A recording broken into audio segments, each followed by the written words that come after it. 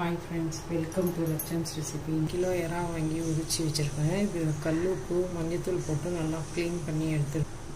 வந்து 2 பெரிய வெங்காயம் பொடியாக கட் பண்ணி வச்சுருக்கேன். 2 தக்காளி அரைச்சிக்க போகிறோம். ஒரே ஒரு தக்காளி கட் பண்ணி வச்சுருக்கேன். கருவேப்பிலை அது ஒரு ஸ்பூன் சோம்பு சேர்த்துக்கலாம். சோம்பு இதே பவுடர் பண்ணது போட்டோன்னா ரொம்ப செம்ம டேஸ்ட்டாக இருக்கும். இது வெடிச்சிருச்சு. இப்போ நம்ம கருவேப்பிலையும் வெங்காயத்தையும் சேர்த்துக்கலாம். பேஸ்ட்டு சேர்க்காம இந்த பூண்டு மட்டும் நசுக்கி சேர்க்குறேன். வெங்காயம் பூண்டுலாம் நல்லா வதங்கிடுச்சு. கட் பண்ணி வச்சுருக்கோம். ஒரு தக்காளியை சேர்த்துக்கலாங்க. தேவையான அளவு உப்பு சேர்த்துக்கலாம். நான் ஒரு ஸ்பூன் அளவுக்கு உப்பு சேர்த்துக்கிறேன். அளவுக்கு காஷ்மீரி சில்லி சேர்த்துக்கிறேன்.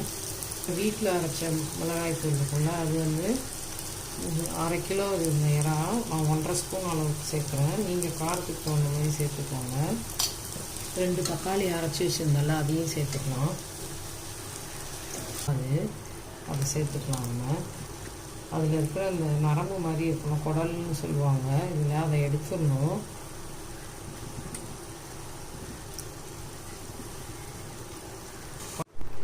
இப்போ பாருங்கள், இறா ஒரு 3 நிமிஷம் மூடி வச்சுருந்தேன். வெந்துருச்சு. இறாவும் நல்லா வெந்துருச்சு. இப்போ இந்த ஸ்டேஜில் நம்ம கொத்தமல்லி இலை தூவி ஸ்டவ் ஆஃப் பண்ணிடலாம். ஃப்ரை ரெடி ஆகிடுச்சு. நீங்களும் இந்த மாதிரி செஞ்சு பாருங்கள்.